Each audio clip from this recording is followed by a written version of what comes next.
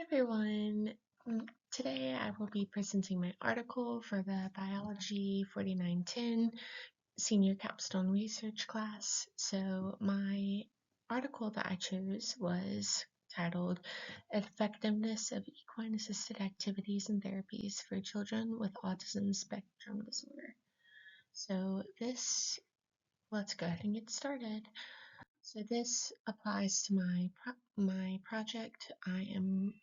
I've chosen the community partner of Gateway Therapeutic Horsemanship.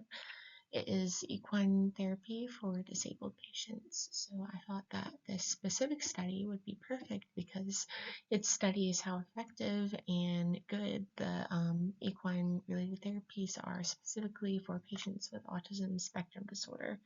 And that really interests me as well because I work with a lot of autistic patients myself. I work in applied behavior analysis. So I am really interested in this patient population and would love to learn more about it as well as be able to further contribute to the different treatments and just raising awareness for this people group.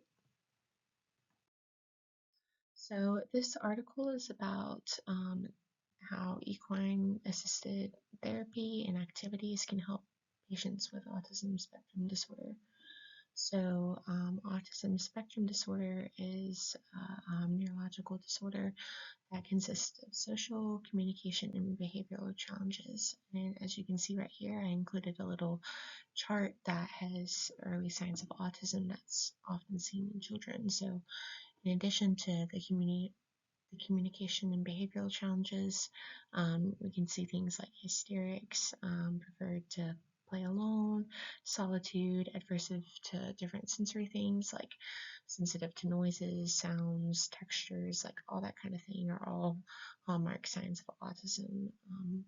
And there are 3 levels of autism, and they're talked about a little bit in this project.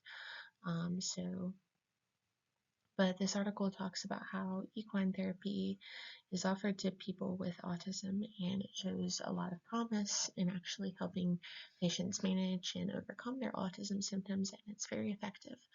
They use the Vineland test and PSI, which is parental stress index, and it was utilized to measure the therapy effectiveness for the kids, but also how that affected their parents as well. So, regarding ethical concerns, this is an ethical study. The participants' caregivers consented on their behalf because the participants in the study were ages from 4 to 15 years old. So they were all minors and pediatric patients, so they couldn't technically consent for themselves, especially because they might have severe autism where they wouldn't understand. However, their caregivers and parents did consent for them, and all that was covered. And they had a lot of like paperwork that they read over and made sure that everything was good, and they were 100% okay with the study. It was also authorized by the Ethics Committee for Research of the Integrated University Hospital of Verona. This study was Institutional Review Board approved, and it also abided by the Declaration of Heinsky. So it was a very ethical study, and no participants or horses or anyone like that were harmed, and they abided by all the rules. So the hypothesis in the study was based upon was that equine-assisted activities and therapies will greatly improve the quality of life for research participants with autism by improving their daily living skills and socialization.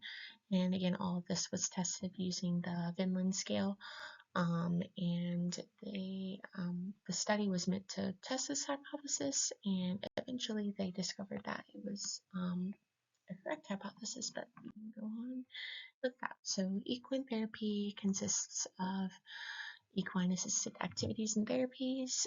The therapy administered is in a fun and safe environment. Also, it gives the patients that are participating in this a break from their regular clinical environment. I know a lot of times it can be monotonous in the same clinical environment. So this therapy really allows them to get outside of their comfort zone, to get outside, and to be able to interact with animals in their outside environment for a fun and leisurely and dynamic time.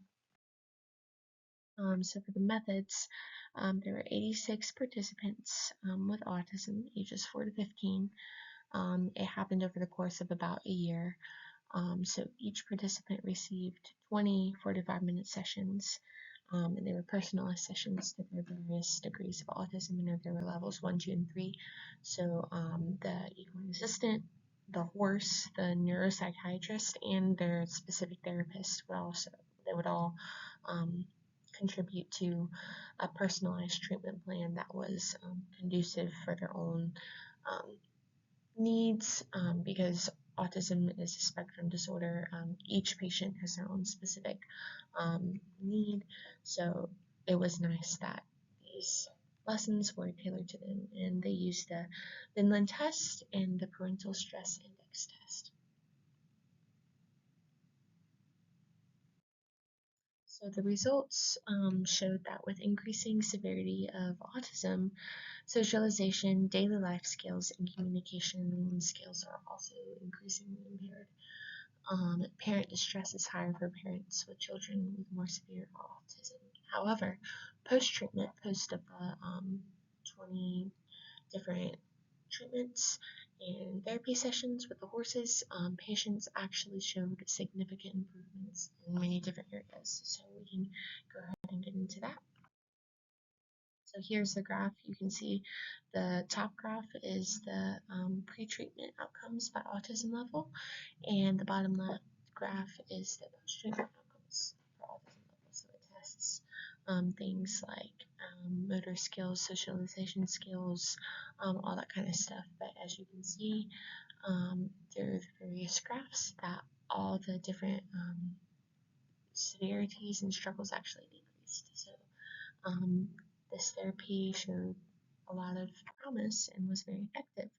And if you look at this table 3, it says the descriptive table of functionality levels for the total patient cohort, comparing pre-treatment and post-treatment levels.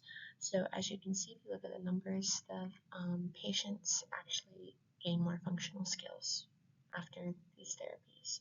So the therapies are very helpful and help the patients be more functional in their motor skills, coordination, daily living skills, socialization, and even the parental distress is decreased because of this therapy. And this is actually a very visually nice graph to look at. So if you look, you can see the motor skills are improved, communication skills are improved, daily living skills are improved, and socialization skills are improved. And this is huge for children suffering with autism.